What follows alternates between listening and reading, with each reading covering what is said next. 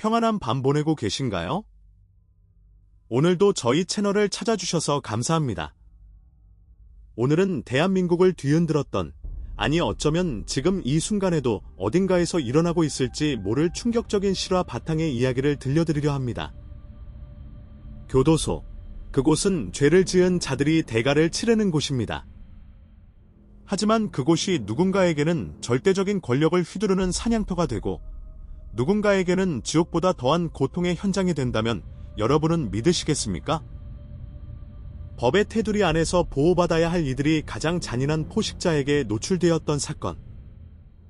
그리고 그 거대한 벽을 무너뜨리기 위해 자신의 삶을 던진 한 여자의 처절한 복수극이 지금 시작됩니다.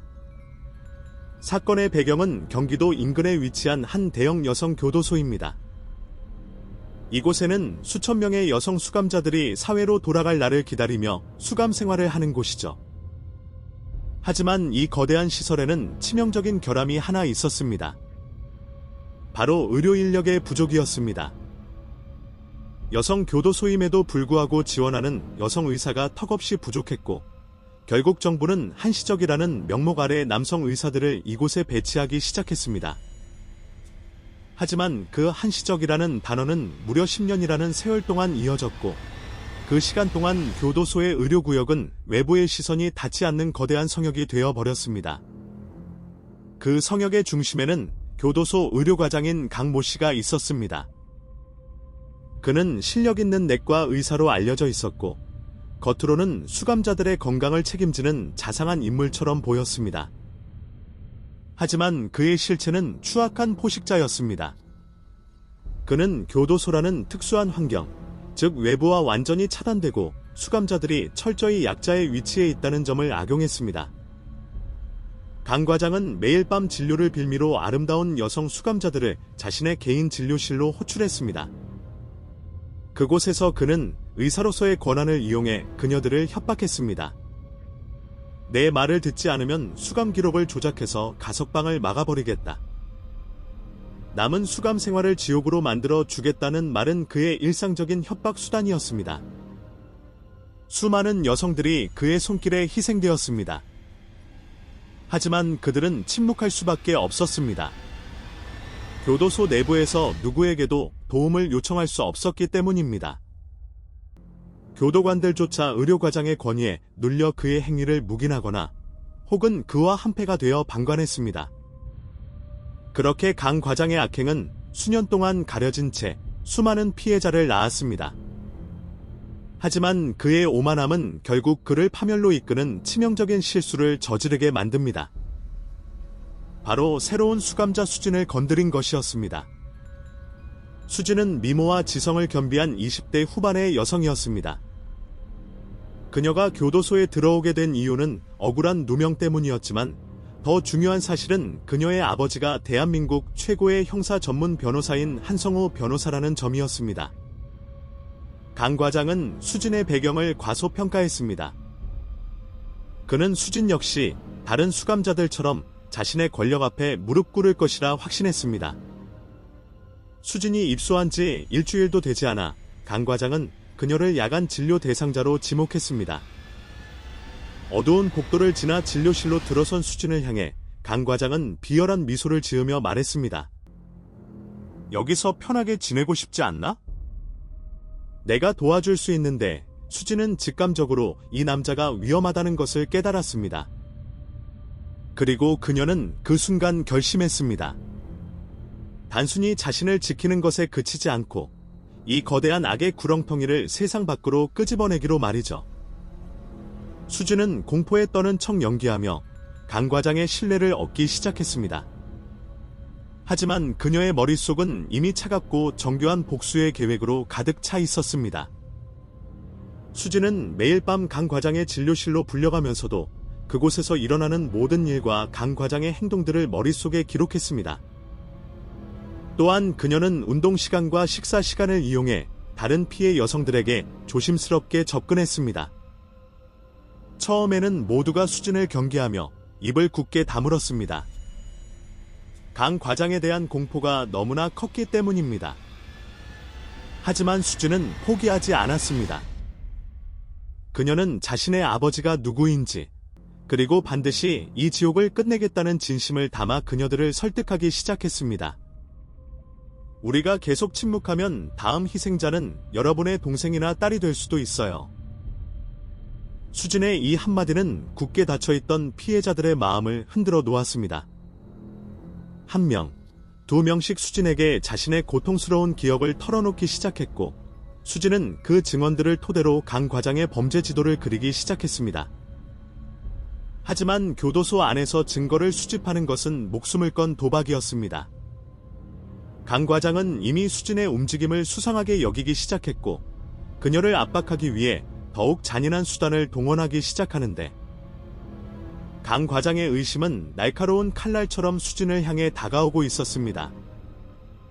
그는 단순한 의료진이 아니라 교도소 내에서 사실상 막강한 권력을 행사하는 인물이었기에 수진의 작은 움직임 하나하나가 그의 레이더망에 걸려들었죠. 하지만 수진은 서두르지 않았습니다. 그녀는 아버지가 가르쳐준 형사재판의 기본 원칙을 떠올렸습니다. 가장 완벽한 증거는 가장 어두운 곳에서 나온다. 수진은 강 과장의 신뢰를 얻기 위해 철저히 순종적인 태도를 유지했습니다. 낮에는 모범수로서 누구보다 성실하게 생활했고, 밤마다 불려가는 진료실에서는 공포에 질린 나약한 여성의 모습을 연기했습니다. 강 과장은 수진의 외모뿐만 아니라 그녀의 굴복하는 태도에 취해갔습니다. 그는 수진이 자신의 소유물이 되었다고 믿기 시작했죠. 수진아, 넌 다른 애들과 달라.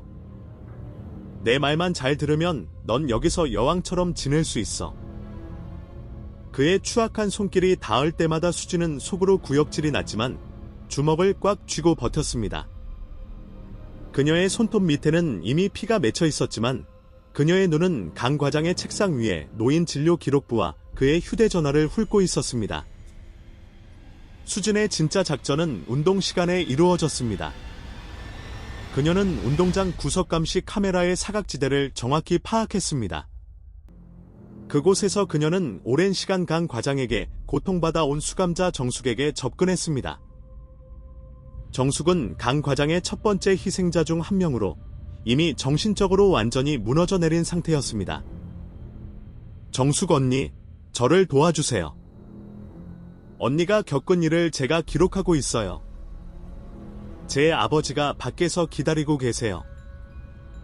우리를 구해줄 수 있는 분이에요.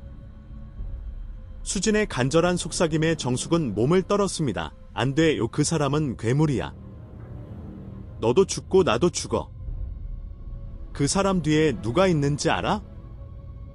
교도소장도 그 사람 편이야. 정숙의 말은 충격적이었습니다.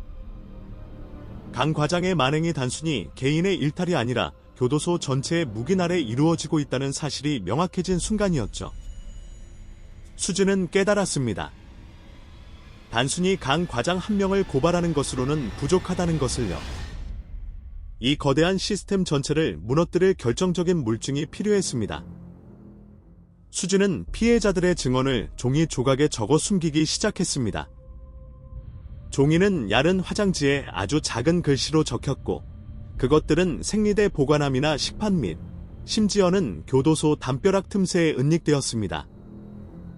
하지만 위기는 예고 없이 찾아왔습니다. 강 과장의 최측근인 남성 교도관 조 씨가 수진의 행동을 수상히 여긴 것입니다. 조 교도관은 수진이 다른 수감자들과 접촉하는 횟수가 잦아졌다는 점을 강 과장에게 보고했습니다. 그날 밤, 평소보다 일찍 진료실로 호출된 수진은 차가운 기운을 느꼈습니다. 강 과장은 평소와 달리 웃음기 없는 얼굴로 수진의 가방과 소지품을 뒤지기 시작했습니다. 수진아, 요즘 쥐새끼처럼 돌아다닌다는 소문이 있더라. 설마 내 뒤통수를 치려는 건 아니겠지? 강 과장의 서늘한 목소리가 방 안을 가득 채웠습니다. 수진의 심장은 터질 듯이 뛰었지만 그녀는 차분하게 대응했습니다. 과장님, 저는 그저 다른 수감자들이 과장님을 욕하는 게 싫어서 그랬을 뿐이에요. 제가 그들을 설득하고 있었어요.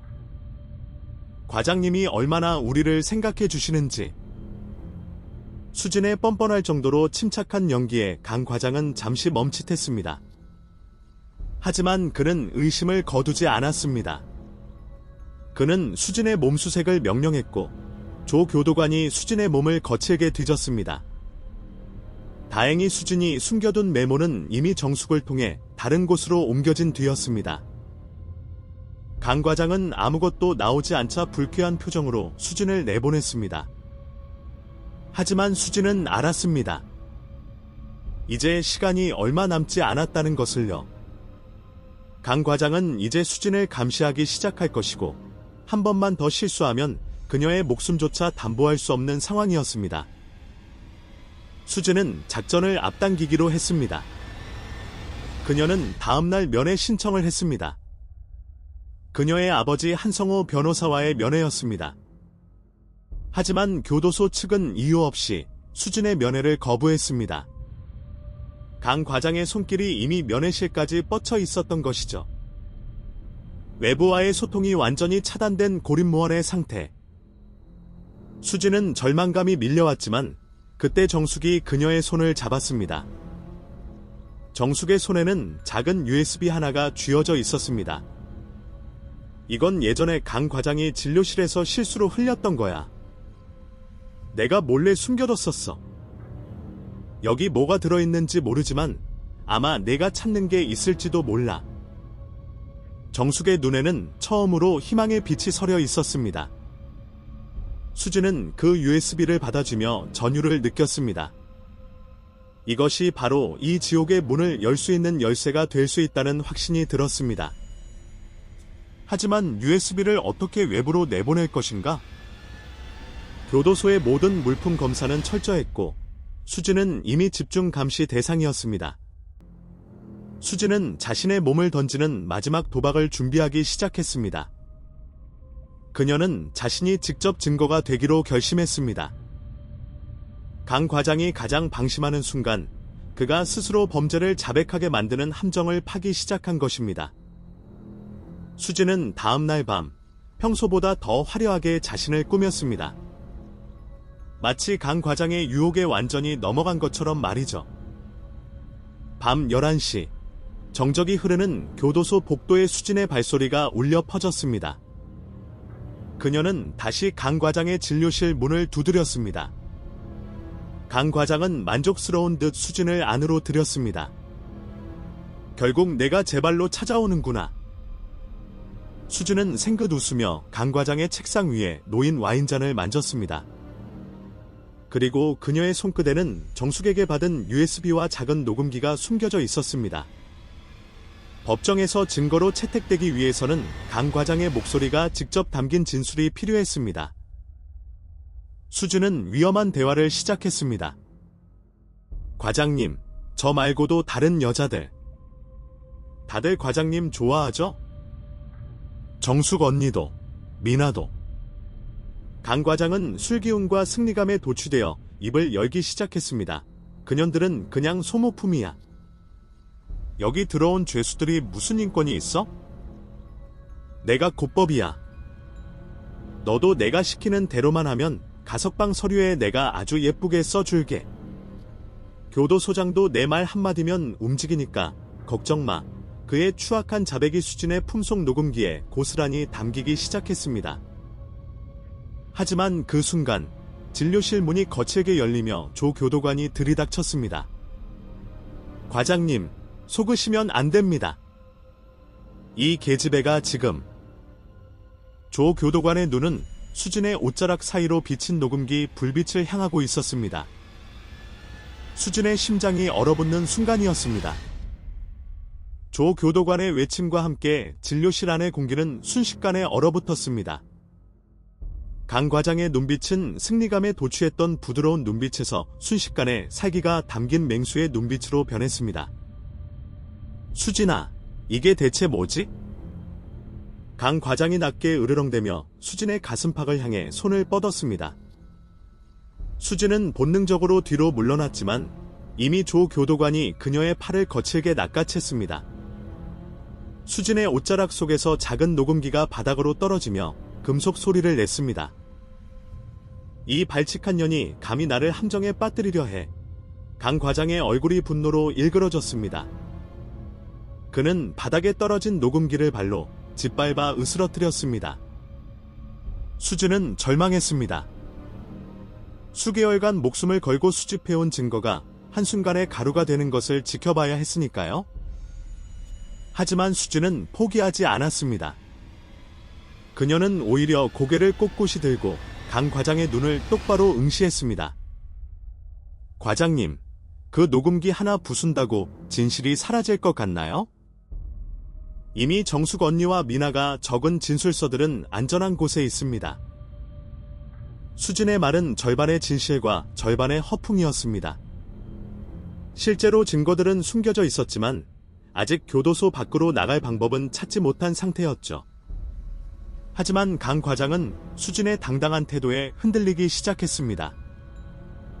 만약 정말로 외부와 연결된 통로가 있다면 자신의 의사 면허는 물론 인생 전체가 끝장날 수 있다는 공포가 그를 엄습했습니다.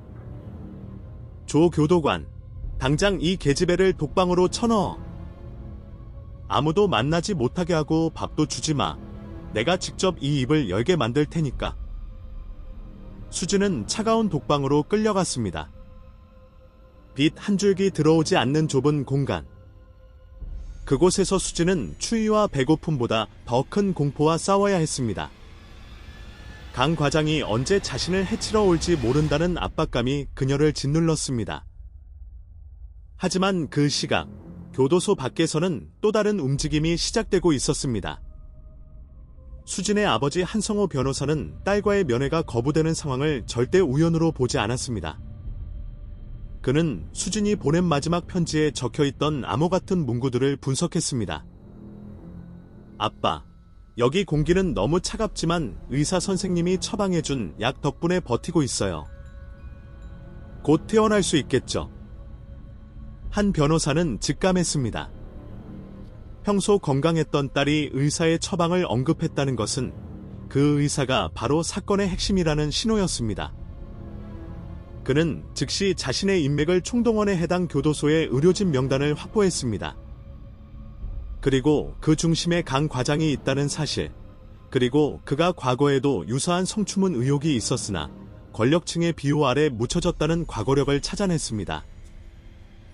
한 변호사는 더 이상 합법적인 절차만으로는 딸을 구할 수 없다는 것을 깨달았습니다.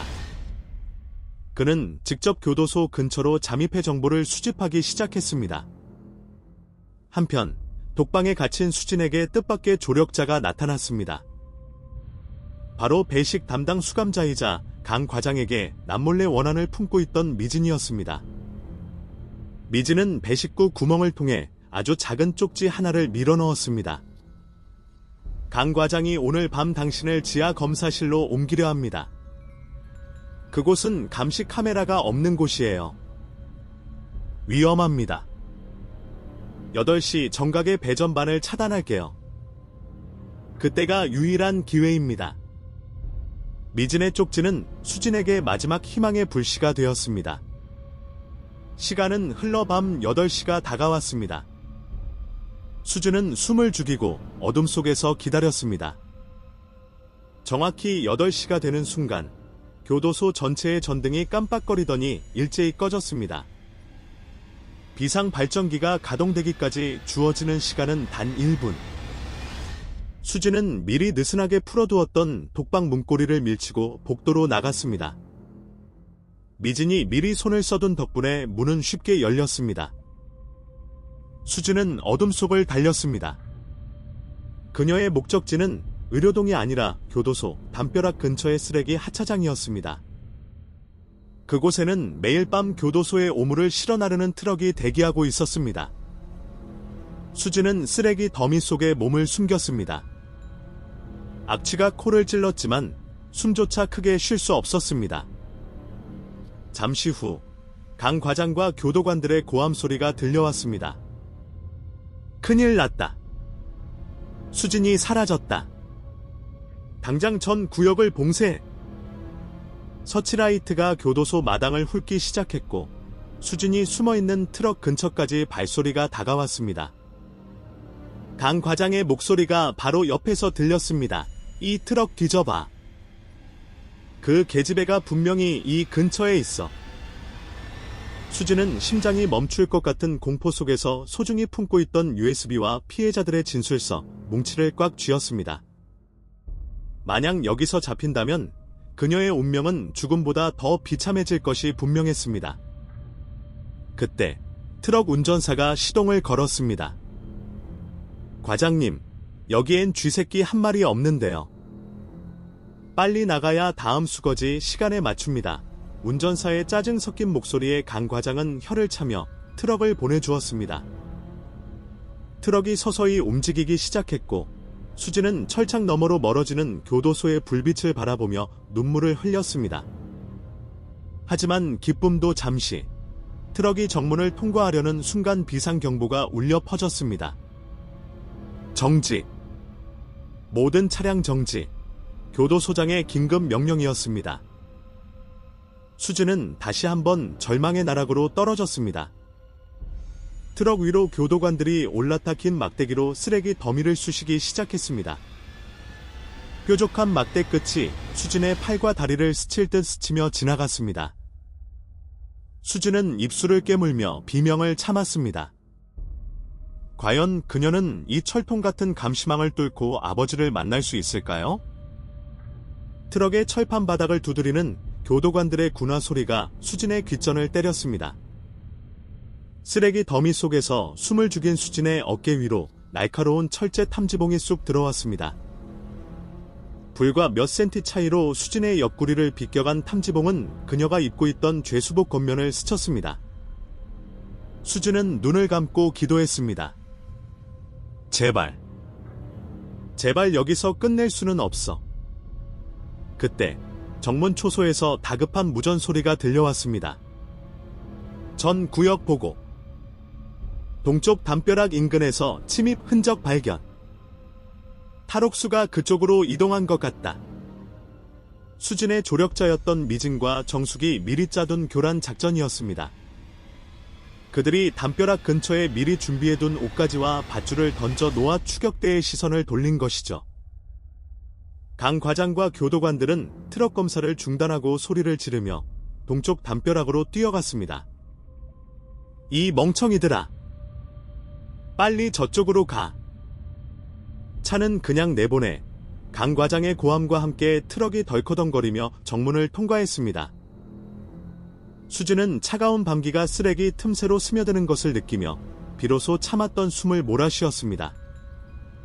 트럭은 교도소를 벗어나 어두운 국도를 달리기 시작했습니다. 수진은 적당한 지점에서 뛰어내릴 기회를 엿보았습니다. 약 20분 후 트럭이 신호 대기를 위해 잠시 속도를 줄였을 때 수진은 온 힘을 다해 쓰레기 더미 밖으로 몸을 던졌습니다.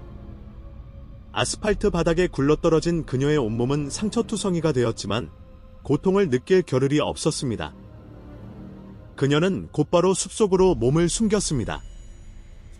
멀리서 교도소의 서치라이트가 밤하늘을 훑는 것이 보였고 사이렌 소리는 점점 가까워지고 있었습니다. 수진은 아버지가 미리 약속했던 장소, 교도소에서 5km 떨어진 낡은 폐가로 향했습니다. 맨발에 가까운 상태로 가시덤불을 헤치며 걷기를 1시간. 저 멀리 어둠 속에 헤드라이트를 끄고 대기 중인 검은색 승용차가 보였습니다. 수진은 마지막 힘을 다해 그곳으로 달려갔습니다. 차문이 열리고 한성호 변호사가 튀어나와 딸을 품에 안았습니다. 수진아, 내 딸아. 아버지의 목소리를 듣는 순간 수진은 참아왔던 울음을 터뜨렸습니다. 하지만 안도하기엔 일렀습니다. 아빠, 여기 이게 모든 증거예요. 수진은 품속에서 꼬깃꼬깃해진 종이 뭉치와 정숙에게 받은 USB를 건넸습니다. 한 변호사는 딸의 처참한 모습을 보며 이를 갈았습니다. 걱정 마라. 이제 아빠가 강 과장, 그 인간 같지도 않은 놈을 법의 심판대에 세울 거다. 아니, 그 배후에 있는 모든 썩은 뿌리까지 다 뽑아버리마. 두 사람은 서둘러 현장을 벗어났습니다. 하지만 강 과장 역시 만만한 상대가 아니었습니다.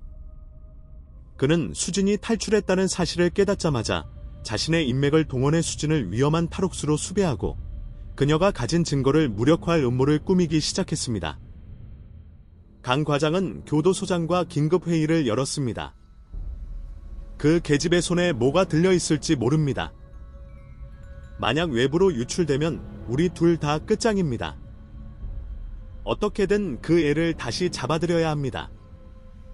아니, 잡는 게 안 되면 입을 영원히 막아야 합니다. 강 과장의 눈에는 살기가 가득했습니다. 그는 단순한 의사가 아니었습니다. 거대 권력층의 자제들을 치료하며 쌓아온 은밀한 네트워크가 그의 뒤를 바치고 있었죠.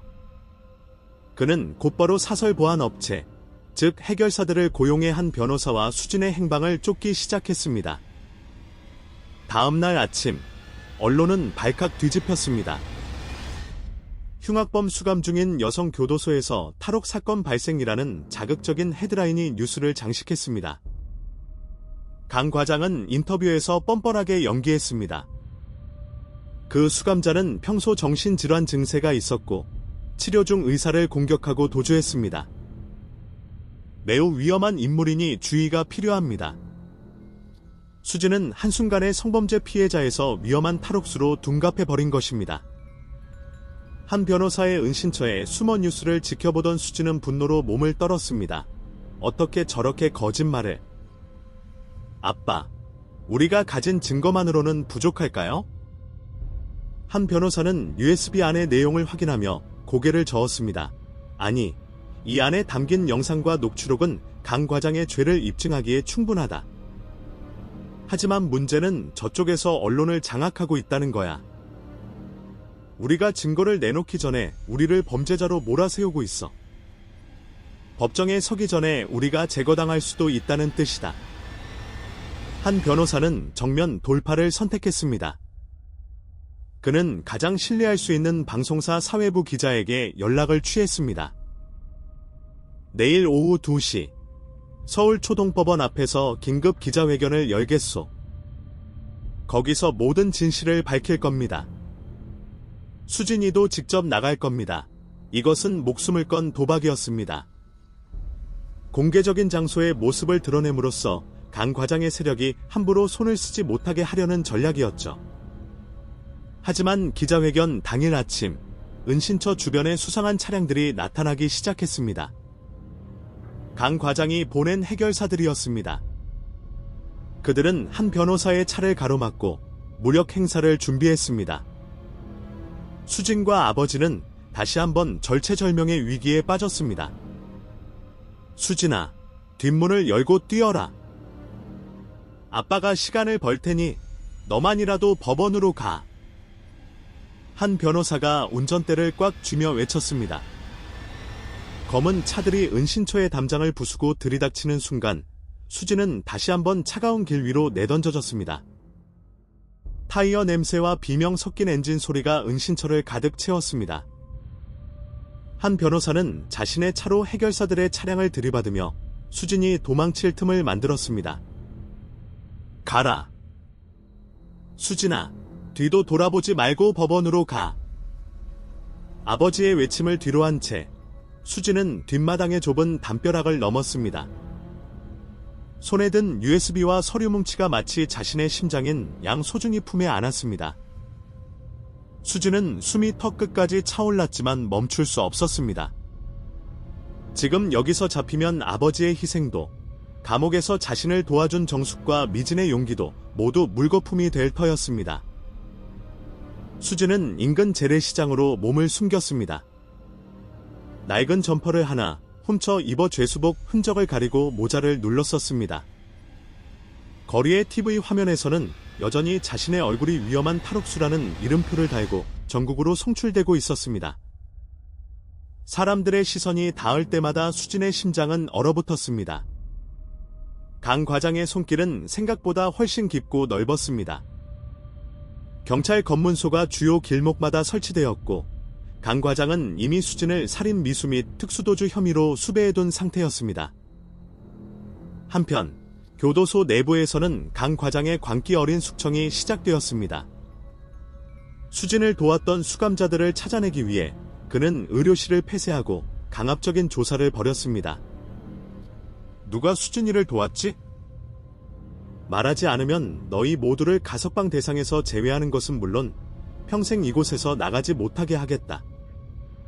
강 과장의 협박에 몇몇 수감자들이 흔들리기 시작했습니다. 하지만 정숙은 피투성이가 된 얼굴로도 강 과장을 비웃었습니다. 이미 늦었어. 강 과장. 진실은 이미 담장을 넘었을 거야. 넌 끝났어. 분노한 강 과장은 정숙을 독방에 가두고 가혹행위를 일삼았습니다. 그는 이미 의사가 아니라 권력에 미친 괴물이었습니다. 그는 수진만 잡으면 모든 것을 덮을 수 있다고 믿었습니다. 그는 해결사들에게 무전을 보냈습니다. 법원 근처에서 대기해. 기자회견장에 나타나는 순간 사고사로 위장해서 처리해. 증거물은 반드시 회수하고 강 과장은 자신의 승리를 확신하며 와인을 들이켰습니다. 하지만 수진은 그들의 예상을 깼습니다. 그녀는 화려한 대로변이 아니라 서울의 복잡한 지하철역과 시장 골목을 누비며 이동했습니다. 아버지가 알려준 플랜 B를 가동한 것이죠. 그녀는 기자회견장인 법원 정문으로 가지 않았습니다. 대신 법원 내부와 연결된 지하 주차장 통로를 공략하기로 했습니다. 과거 아버지를 따라 법원을 드나들며 익혀두었던 구조가 그녀의 유일한 무기였습니다.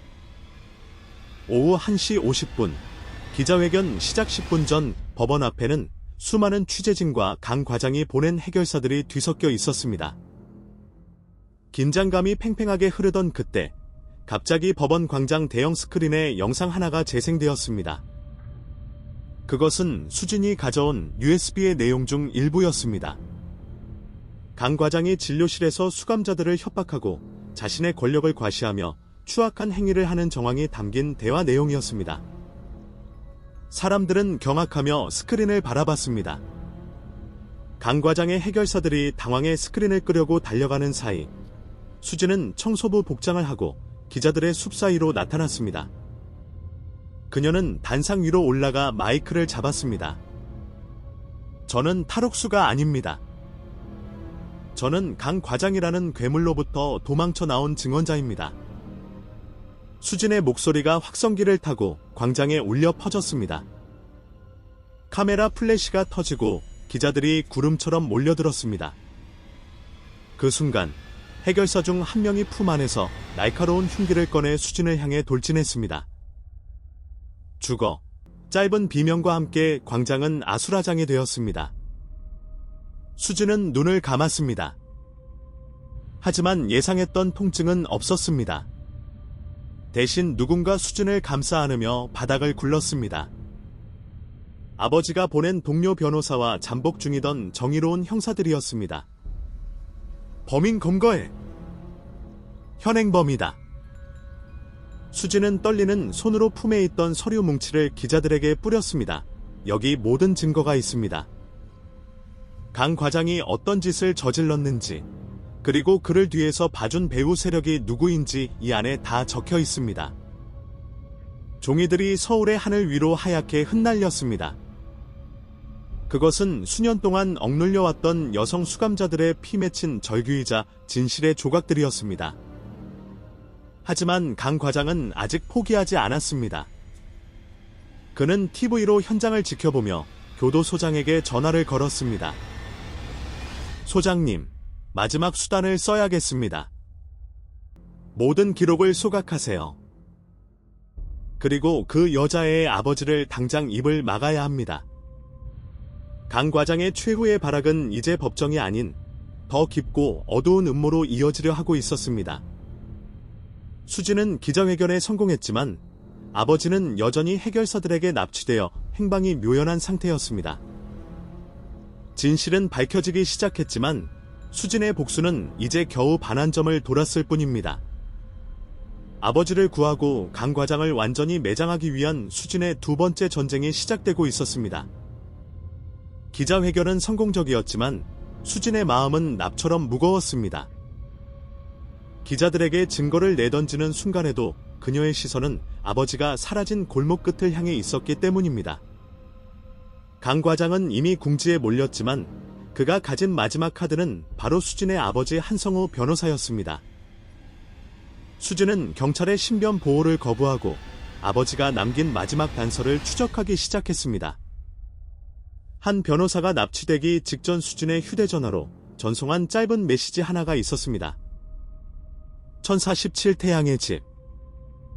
그곳은 강 과장이 오랫동안 관리해온 비밀 별장이자 고위층 인사들을 접대하며 영향력을 구축했던 장소였습니다. 수진은 그곳에 아버지가 갇혀 있을 것이라 확신했습니다. 한편 교도소 내부 상황은 더욱 긴박하게 돌아가고 있었습니다. 강 과장의 지시를 받은 조 교도관은 의료기록실에 불을 질러 모든 물증을 인멸하려 했습니다. 연기가 자욱하게 피어오르는 복도에서 수감자들은 절규했습니다.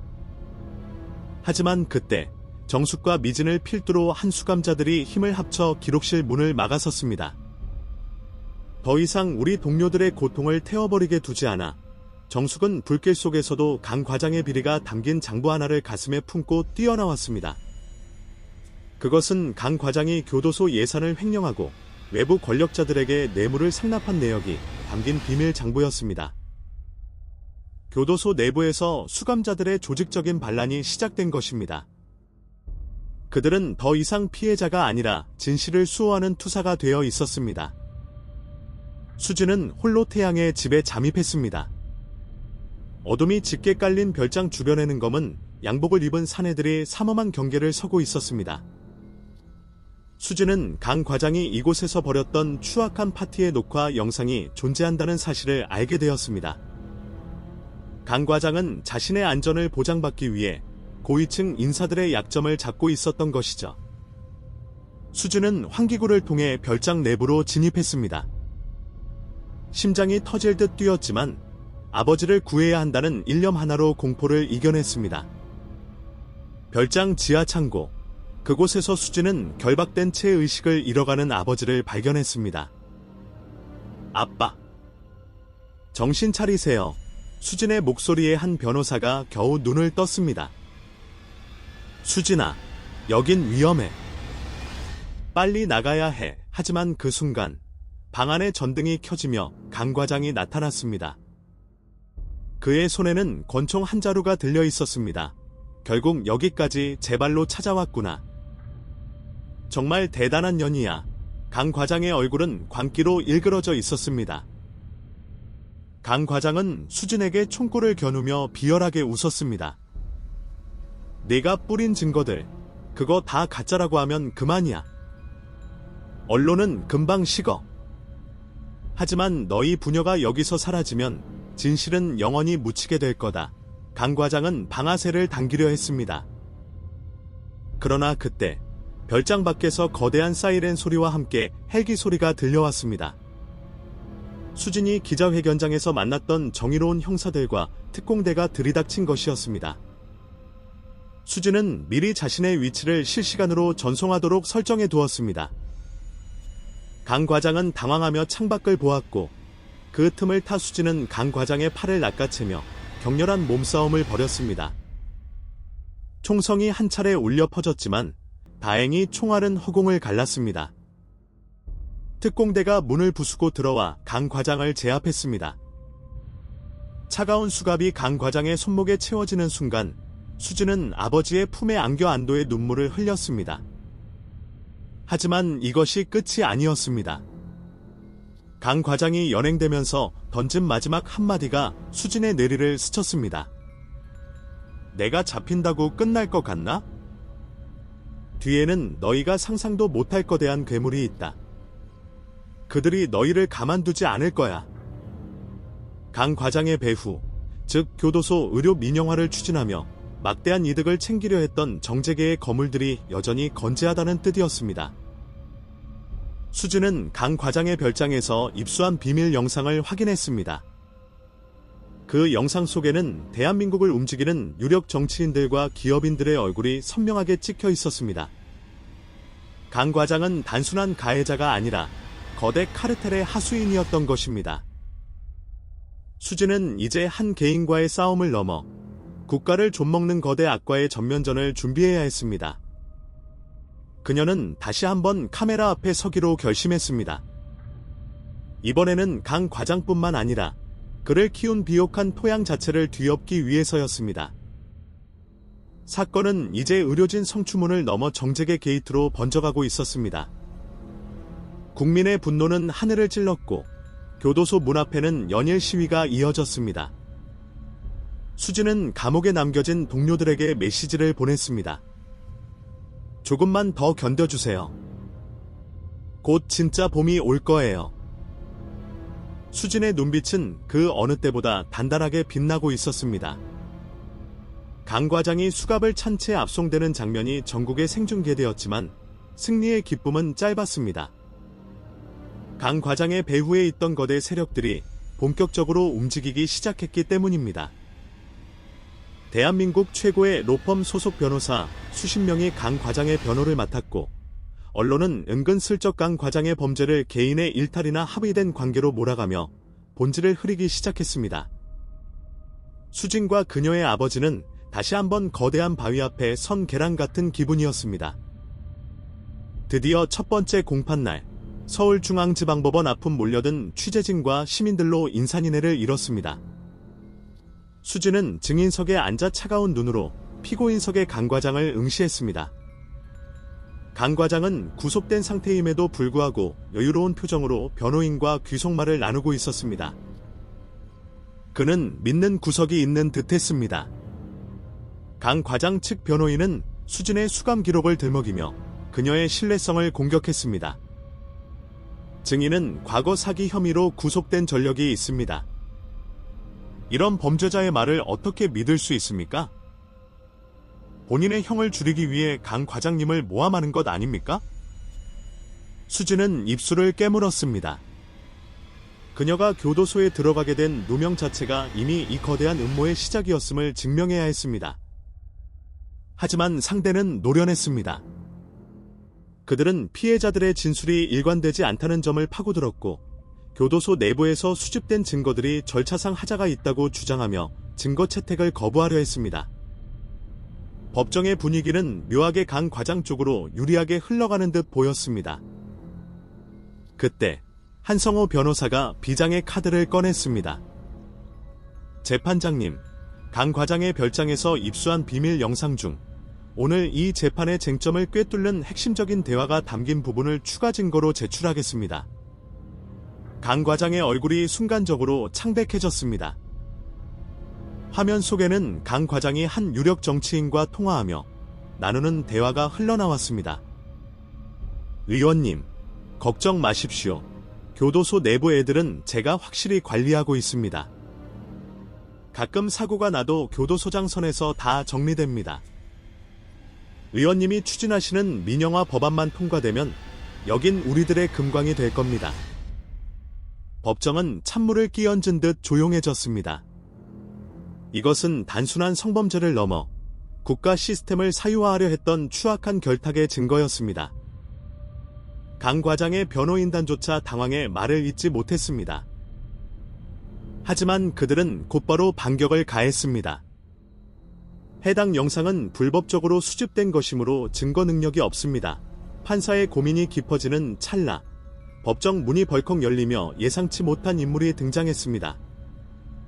바로 강 과장의 최측근이었던 조 교도관이었습니다. 그는 수척해진 모습으로 증인석 앞에 섰습니다.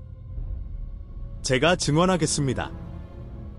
강 과장의 지시로 증거를 인멸하고 수감자들을 협박한 것은 모두 사실입니다.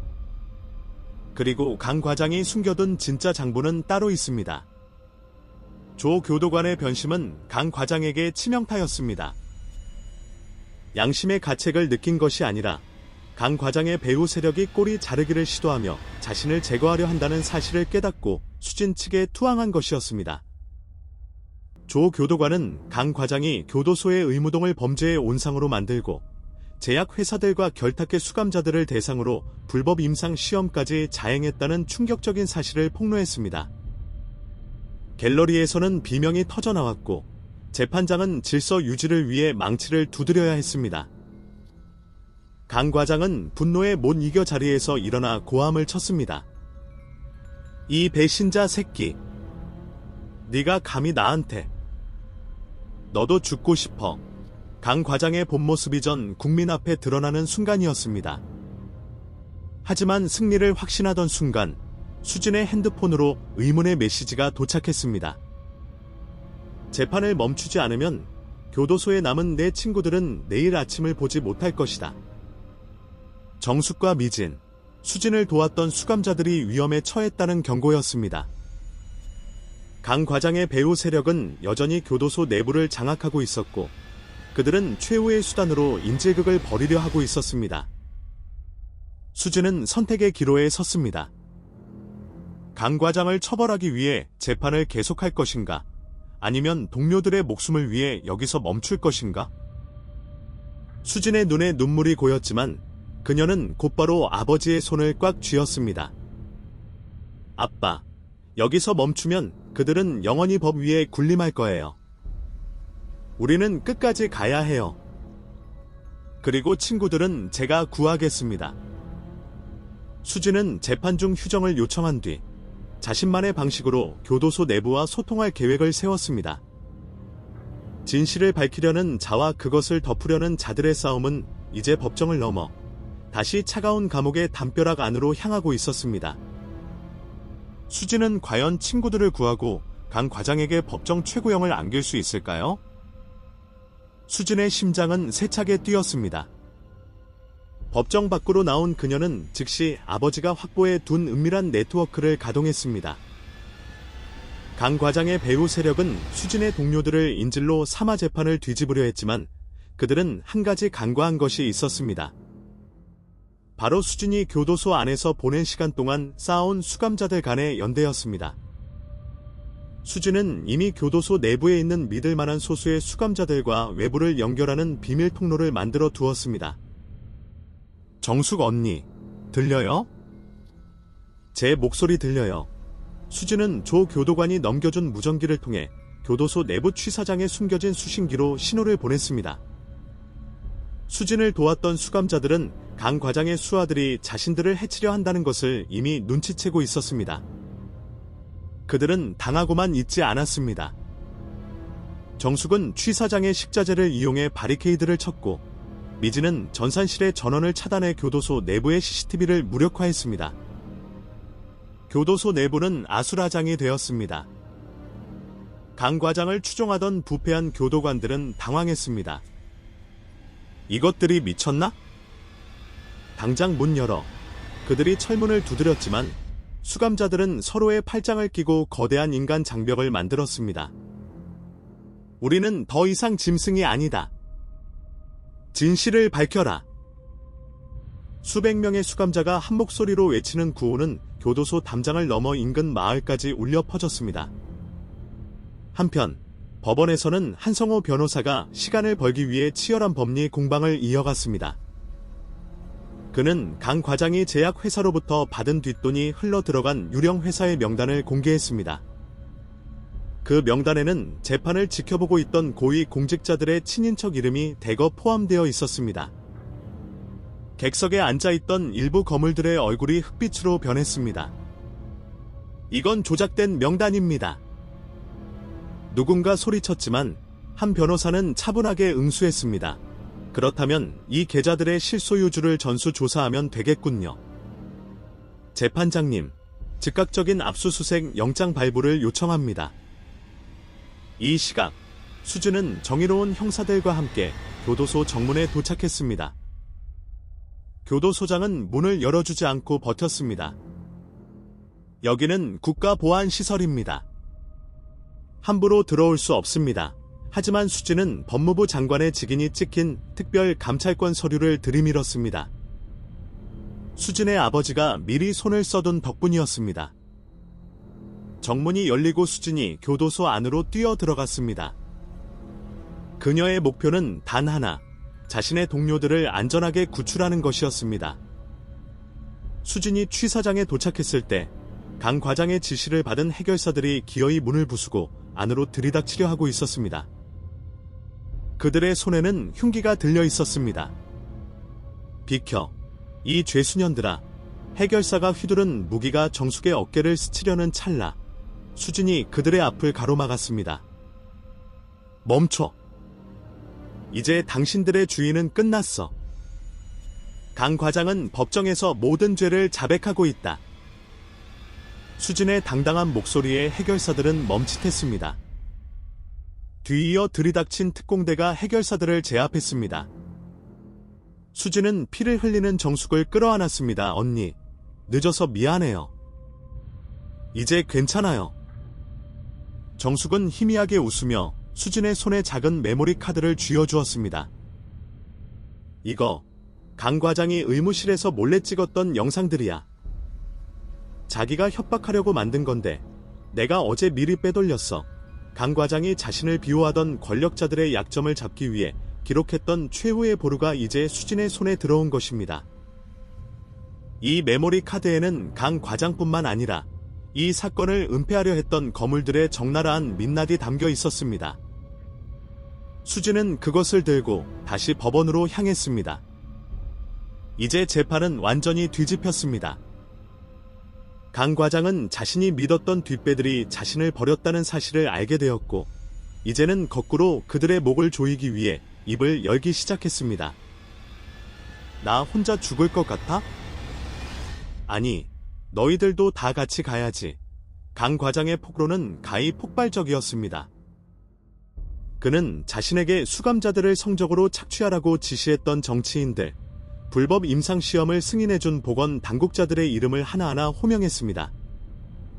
법정은 아수라장이 되었고, 방청석에 있던 한 국회의원은 뒷문을 통해 도망치려다 시민들에게 붙잡히기도 했습니다.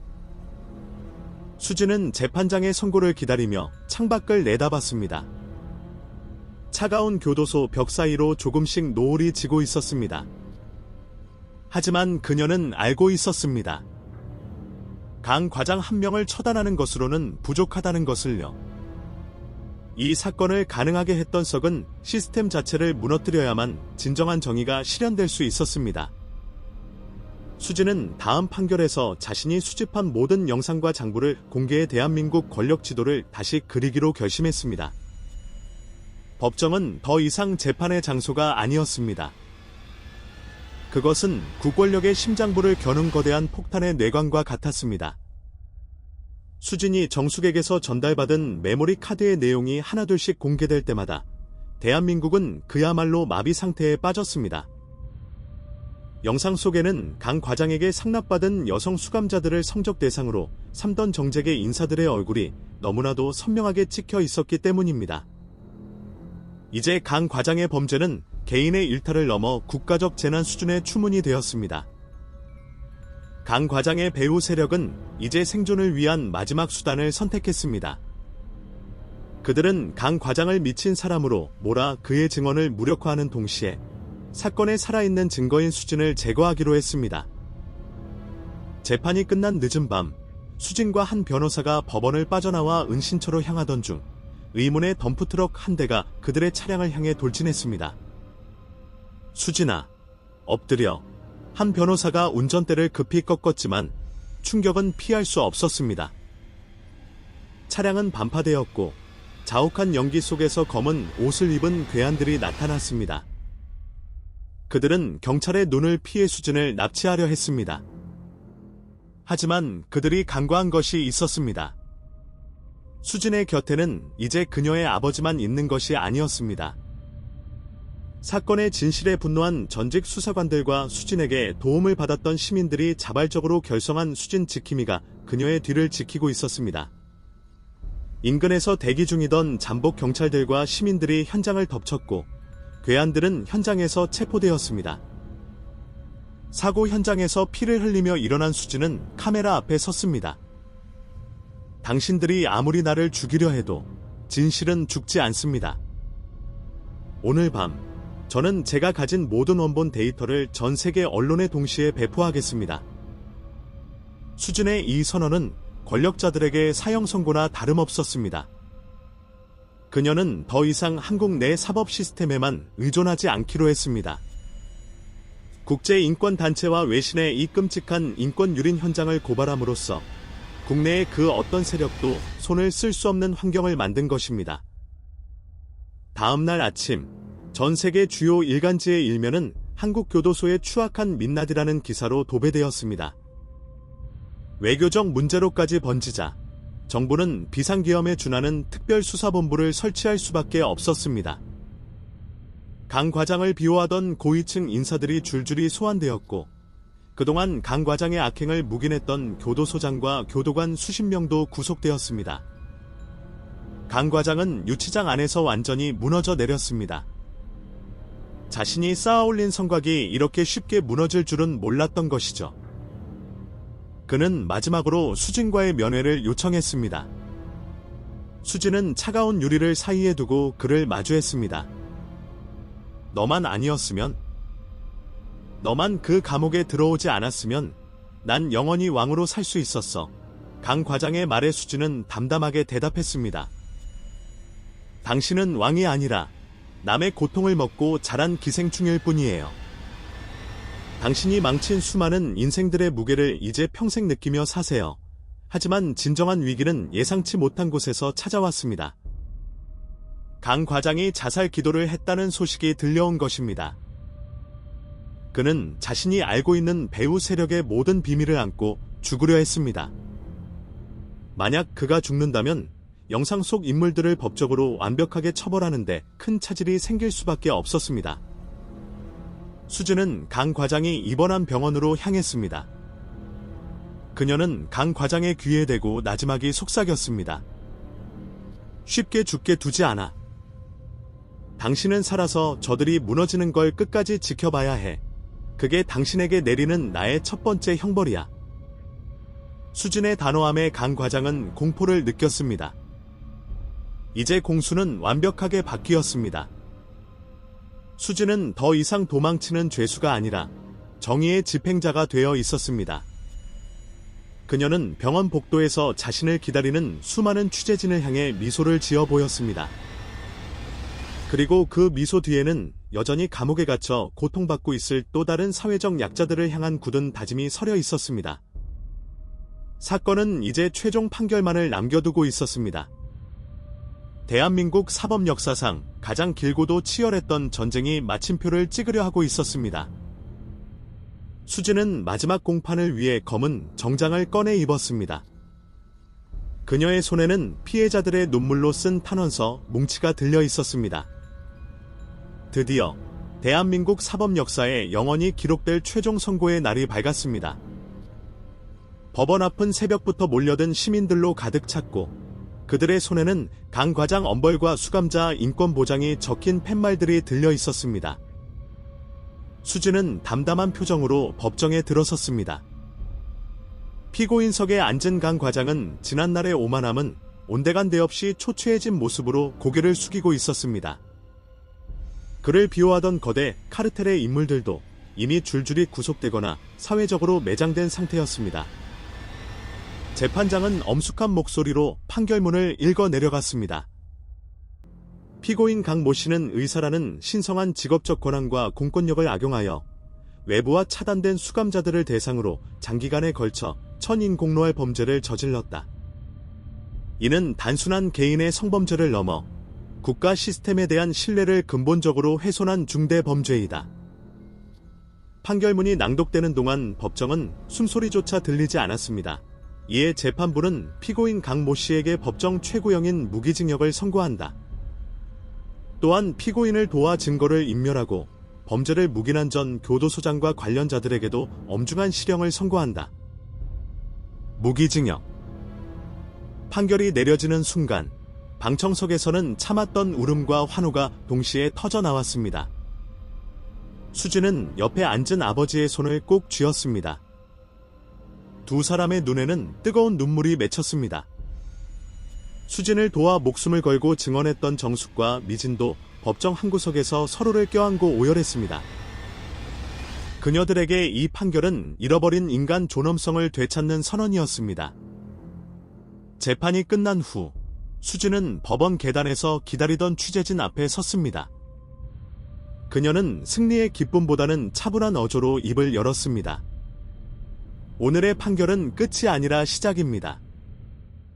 우리가 주목해야 할 것은 강 과장이라는 한 명의 괴물이 아니라 그 괴물이 활개칠 수 있도록 방치했던 우리 사회의 어두운 사각지대입니다.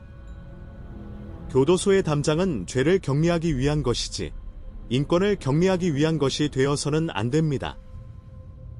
이 사건 이후 대한민국 교도소 시스템은 대대적인 개혁을 맞이했습니다. 여성 교도소에는 여성 의료진 배치가 의무화되었고 수감자 인권 보호를 위한 외부 감시기구가 상설화되었습니다. 수지는 누명을 벗고 출소한 뒤 아버지와 함께 소외된 여성들을 돕는 인권 변호사의 길을 걷기 시작했습니다. 그녀는 매년 자신이 갇혔던 그 교도소를 방문합니다. 하지만 이제 그곳은 공포의 현장이 아닌 재활과 희망의 장소로 변해가고 있었습니다. 우리는 이 이야기를 통해 인간의 욕망이 권력과 만났을 때 얼마나 추악해질 수 있는지, 그리고 그 거대한 악에 맞서는 한 개인의 용기가 얼마나 위대한지를 목격했습니다. 강 과장의 이야기는 비록 가상의 시나리오를 바탕으로 구성되었지만 현실 어딘가에서 일어나고 있을지도 모를 권력형 범죄에 대한 강력한 경고이기도 합니다. 진실을 밝히기 위해 자신의 모든 것을 던졌던 수진의 사투는 우리에게 정의란 저절로 주어지는 것이 아니라 끊임없이 감시하고 싸워서 쟁취해야 하는 것임을 깨닫게 해줍니다. 세상에 완벽하게 가려지는 진실은 없습니다. 어둠이 깊을수록 작은 불꽃 하나가 더 밝게 빛나듯 여러분의 관심과 목소리가 모여 우리 사회의 어두운 구석을 비추는 등불이 될 것입니다. 오늘 들려드린 이 충격적이고도 가슴 뜨거웠던 사건의 이야기는 여기까지입니다. 오늘 이야기가 여러분께 깊은 울림과 생각할 거리를 드렸다면 좋겠습니다. 진실을 향한 여정은 때로 험난하지만 결국 정의는 승리한다는 것을 잊지 마세요. 이 영상이 유익하셨다면 구독과 좋아요, 알림 설정 부탁드립니다. 여러분의 클릭 한 번이 더 나은 세상을 만드는 큰 힘이 됩니다. 시청해주셔서 감사합니다.